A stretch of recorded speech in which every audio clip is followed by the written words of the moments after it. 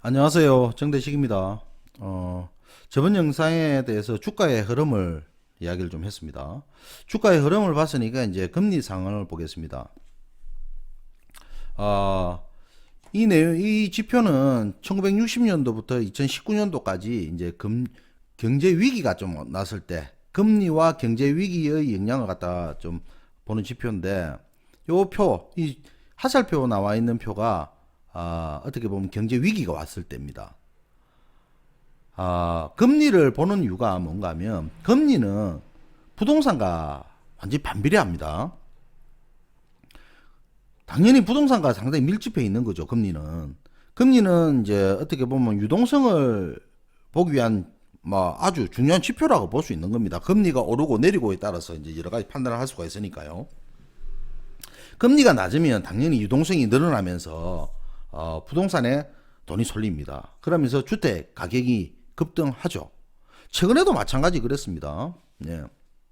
그래서 역대의 어떤 세계적인 어떤 금리 포지션을 보면 대체로 금융위기가 왔을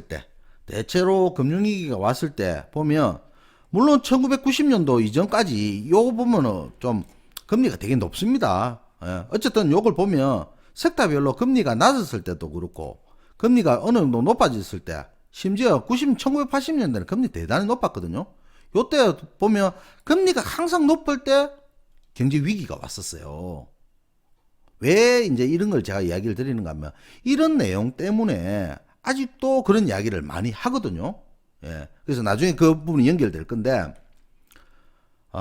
지금은 항상 금리가 이렇게 높고 나면 항상 금융위기가 와서 금리를 인하하면서 양적 완화를 갖다가 하고 그리고 또 회복하고 또 금리가 어느 정도 높으니까 높은 상태에서 경제 위기가 오니까 금리를 낮추고 이러면서 또 회복하고 이런 식으로 계속해서 이제 해결을 했단 말이에요. 그러니까 금리가 낮으니까 이제 요렇게 지금은 위기가 아니다라는 이야기를 많이 해요. 왜냐하면 세계적인 금리가 상대적으로 좀 나름대로 높을 때마다 위기가 이제 발생한다라고 이렇게 이제 결론적인 이야기를 하게 되는 겁니다. 쉽게 말해서 금리가 이제 높아지게 되면 금융 비용이 부담으로 오고 신용에 대한 버블이 생기죠.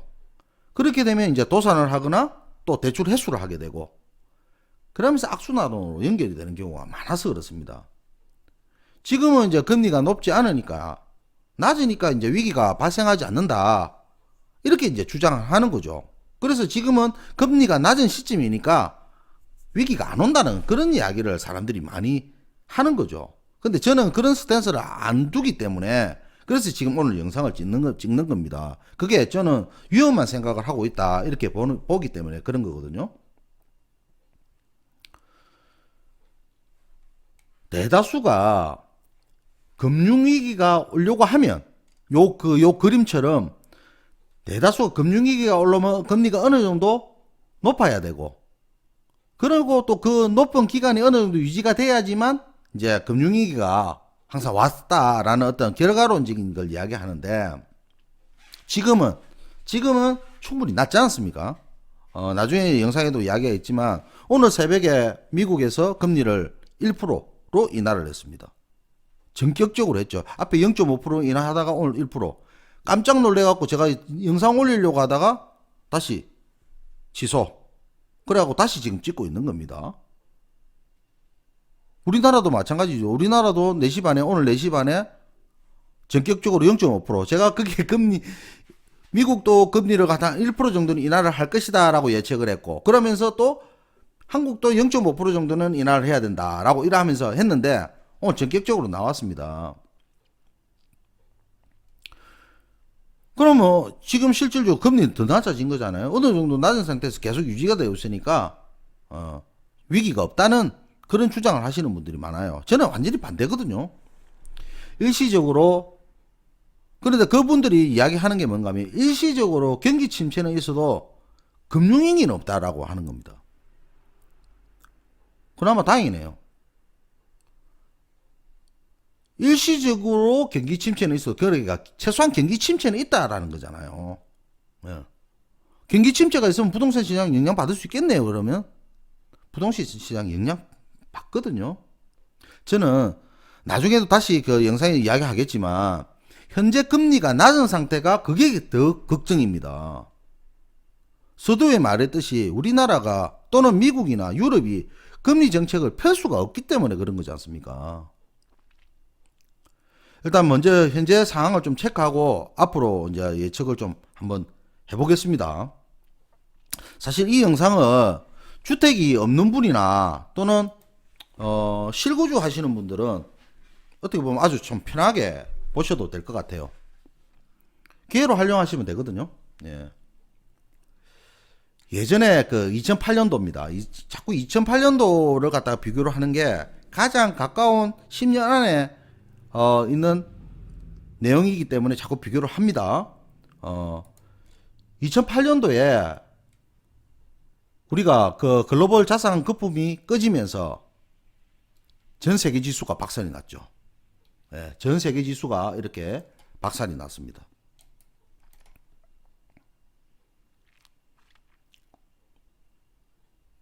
그러고 난 뒤에 이제 어느 정도 양적 완화를 통해 가지고 사실 우상향했어요. 이제 이런 학습 효과가 있는 겁니다. 그러니까 금융위기가 오면 언제든지 시간이 좀 걸려서 그렇지 반등을 한다라는 부분에 대한 학습 효과. 이 부분은 여러분들이 가지시는 게 맞아요. 저도 이게 어쨌든 지나가고 나면 분명히 회복이 될 것이다 라는 부분이기 때문에 어떤 때는 그걸 기회로 활용하는 것이고 어떤 때는 또 예측을 해서 미리 또 준비하는 경우도 있는 겁니다. 지금 시간이 남았기 때문에 예측을 하고 거기에 대해서 대처를 잘 해가지고 피해를 최소화해야 됩니다.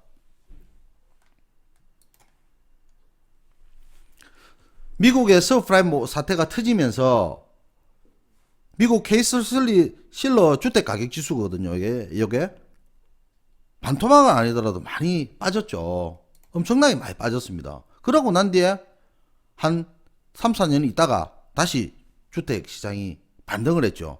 그러니까 우리나라도 지금 물론 여기는 그때는 신용위기입니다. 신용위기인데 지금은 사실 실물 경기에서 먼저 지금 파열음이 나온 거지 않습니까? 그래서 사실 저는 개인적으로 좀 더 위험하다라고 그렇게 이야기를 하고 있습니다. 어쨌든 2008년 미국 서프라임 모기지하고 리만 사태로 인해갖고 양적 완화하면서 미국은 주식시장도 많이 오르고 주택 가격도 엄청나게 올랐죠. 10년 동안 올랐습니다. 10년 동안 오르면서 어느 정도 시점이 되니까 이제 양적 완화를 축소를 하면서 이제 미국이 그래도 세계에서 제일 경제가 좋았던 겁니다. 그리고 트럼프가 주식 상승시키는데 공도 많이 들였죠. 대통령 재선하기 위해 가지고 어쨌든 세계적으로 그 미국이란 나라가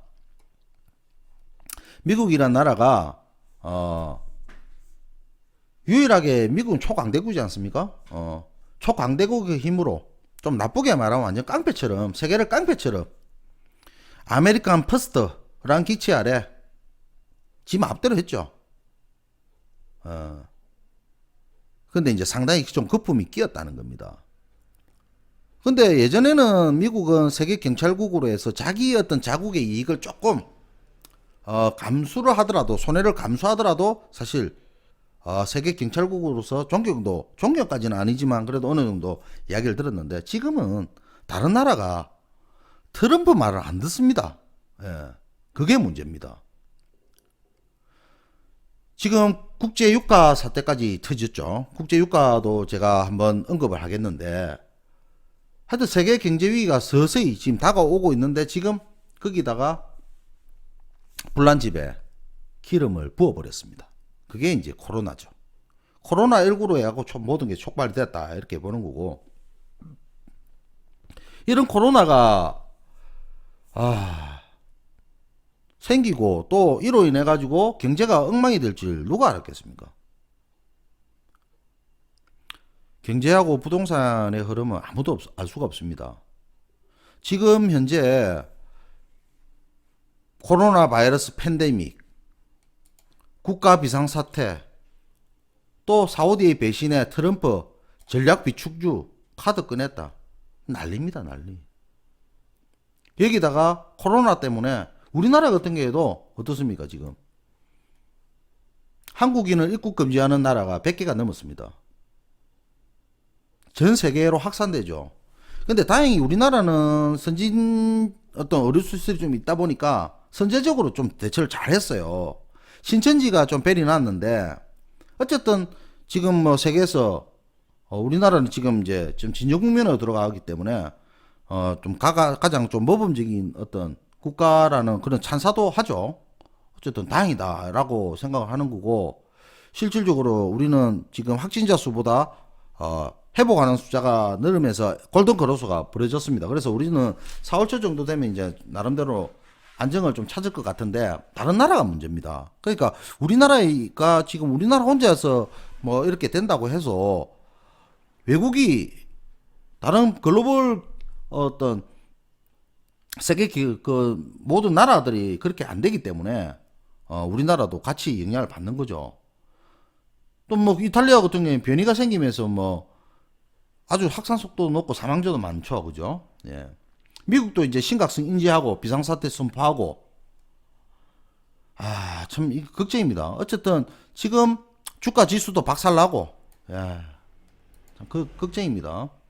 근데 이제 1% 정도로 해갖고 이제 선제적으로 이제 인할 할 것이라 예상을 했는데 아까 말씀드렸다시피 이제 오늘 새벽에 선제적으로 인하를 했기 때문에 제가 다시 영상을 찍는 거고요.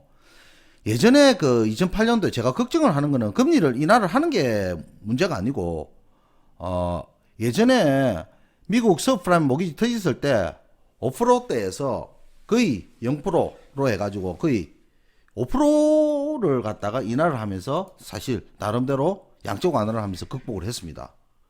오랜 기간 걸치면서 지금도 이제 금리를 갖다가 세계적으로 코로나 아니라 하더라도 약간 세계 그 경제에 대한 부분가 위기가 좀 왔기 때문에 미국은 선제적으로 이렇게 좀 하락을 시킨 거죠. 예, 인하를 했었던 겁니다. 그런데 2010년 3월 16일 날 이렇게 인하를 해갖고 거의 지금은 이제 0%대. 사실 파격적이죠. 0.5%를 인하를 했 것도 파격적인데다가 1%를 선제적으로 인하를 해봤다. 그만큼 현재 상황이 안 좋다고 보고 있는 겁니다. 보통 그 0.2%, 2% 인하하지만 0.5% 인하하는 것도 굉장히 파격적이거든요. 그런데 추가로 1% 인하를 했다. 이게 옛날에 뭐 2000 초반에 IT 버블이든 2008년도에 서프라임 뭐 모기지 사태, 리만 사태 뭐 이 엄청난 경제 그 후폭풍이 왔었죠. 요때 주가 박살나면서 또 주택 가격이 박살났었습니다. 다행히 우리나라는 그때 당시는 주택 가격이 그렇게 많이 내리지는 않았습니다. 왜냐하면 우리나라는 97년도 IMF를 겪으면서 나름대로 좀 그 부채에 대한 부분이 억수로 좀 긴축을 많이 했었거든요. 그래서 지금 우리나라가 2008년도에 주택 가격이 그렇게 많이 안 내렸으니까 지금도 그럴 것이다 이렇게 하는데 그거는 천만의 말입니다. 그거는 우리가 97년도부터 해갖고 2002년도까지 얼마나 조심했습니까? 그렇기 때문에 우리나라는 그때는 부채하면 덜덜덜 떨었습니다. 그래서 절대 그렇게 보시면 안 돼요. 예. 우리나라도 지금 0.5% 인하했습니다. 우리나라도 0.5% 인하했고 오늘 그 한국은행이 임시 금통회 열고 금리 이제 내리면서 사실 9.11 테러하고 9.11 테러 때 한 0.5% 인하했고요. 그리고 이제 옛날 그 리만 사태, 서프라임 모기지 됐을 때 금융위기 때 이제 그때 0.75% 그때 했는데 그때 이후로 사태가 좀 심각하니까 이제 이렇게 또 금리를 0.5% 전격적으로 인하를 하는 겁니다. 금융위가 임시금통위를 열고 내린 거잖아요. 그런데 저는 여기서 좀 걱정이 많습니다. 사태는 정말 심각한데 여기서 추가로 쓸 카드가 없는 게 문제입니다. 미국이나 한국이나 유로는 뭐라 했는가 하면 금리를 동결했어요. 금리 내릴 게 없으니까 이제 동결한 거죠. 더 이상 내릴 게 없어요. 예. 그러다 보니까 양적 완화만 하겠다라고 한 겁니다. 한국도 예전에 5.25에서 2.25% 내려가고 2%. 그죠? 지금 더 내렸습니다. 그죠? 그러니까 이제 지금은 우리나라도 지금은 1.25에서 내려가지고 지금은 몇 프로입니까? 지금은 우리 0.75%. 예전에 그 2008년도에 금융위기가 터지고 이럴 때는 사실 신용위기에서 촉발이 됐거든요. 예. 근데 지금은 신용위기에서 촉발이 된 게 아니라는 게 사실 좀 더 걱정입니다. 사실 대기업, 중소기업, 자영업자 뭐 누구든 상관없이 지금 모두 불황을 겪고 있기 때문에 사실 한두 개 대책만으로 끝나지 않겠죠. 예. 근데 지금은 실물 경제에서 위기가 먼저 왔다는 게 좀 더 위험하다 이렇게 보는 겁니다. 또 여기서 이제 또 유가 부분을 또 손을 좀 대야 되는데 그만큼 지금은 상황이 어렵다라고 보는 거고 부동산도 저는 그렇습니다. 좀 현금화를 좀 할 수 있다 생각이 드는 부분은 현금화를 하는 것도 좋겠고 특히 저 부산 지방 같은 경우에는 부산 지역 같은 경우에는 해수동, 해운대 수영구 동네 제가 작년까지만 해도 제가 강안동 그 강안 2구역에 있었거든요. 강안 2구역 재개발 지역에 있으면서 지금 막 사야 된다고 했습니다. 근데 제가 1월 달에 제가 생각했던 것보다 더 많이 오르더라고요. 원래 예측보다 더 오르고 또 예측보다 더 빠집니다. 왜냐? 탐욕이라는 게 생기고 또 공포라는 게 생기거든. 탐욕은 더 욕심이 되기 때문에 더 오르는 거고요. 또 저 공포라는 것은 더 빠지니까 더 겁이 나니까 더 공포가 생기는 겁니다. 그러면서 더 릴레이팅이 되는 건데 그래서 지금은 부동산은 선제적으로 저는 그래서 1월 달부터 계속 강의할 때도 계속 이야기를 했어요. 지금 조심해야 된다라고 하는데 지금은 제가 코로나 때문에 지금 강의가 모두게 스톱이 돼 버렸기 때문에 지금 유튜브로 해갖고 지금 알려드리는 거거든요.